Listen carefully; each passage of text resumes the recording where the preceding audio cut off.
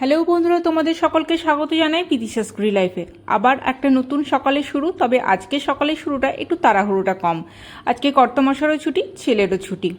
আর ছেলে রয়েছে টিউশন, তাই একটু চা বিস্কুট দিয়ে দিলাম, ওকে খেয়ে টিউশনে যাবে। আর আমি সকাল সকাল বসে পড়েছি লেবু নিয়ে। কত লেবু দেখো, মা পাঠিয়েছে, আমার মায়ের বাড়ির গাছের লেবু। কি সুন্দর লেবুগুলো! এতগুলো লেবু তো একদিনে খাওয়া যাবে না, তাই তাকে একটু ঠিকমতো সংরক্ষণ করতে হবে আর কি। তাই ফ্রিজের মধ্যে আমি ঠিক এইভাবে লেবুগুলোকে রাখলাম। কীভাবে রাখলাম বলো তো? একটা পুরনো গেঞ্জি কাপড় দিয়ে তার ওপর বক্সের মধ্যে লেবুগুলোকে রাখলাম, এতে করে লেবুগুলো বেশ অনেক দিন টাটকা থাকবে। একটা সুন্দর টিপস সকাল সকাল দিয়ে দিলাম। আর দেখো, সকাল সকাল বসে পড়েছি রান্নাবান্না করতে। যদিও ছুটি, কিন্তু পেট পুজো তো করতে হবে। আজকে ব্রেকফাস্টে আছে পরোটা আর আলুর তরকারি। আলুর তরকারি বানাচ্ছি, আর পরোটার ময়দাও মাখা হয়ে গেল। আর ওই যে দেখালাম রসুন, অত রসুনের কিন্তু চচ্চড়ি করবো না, আসলে বেটে রাখবো।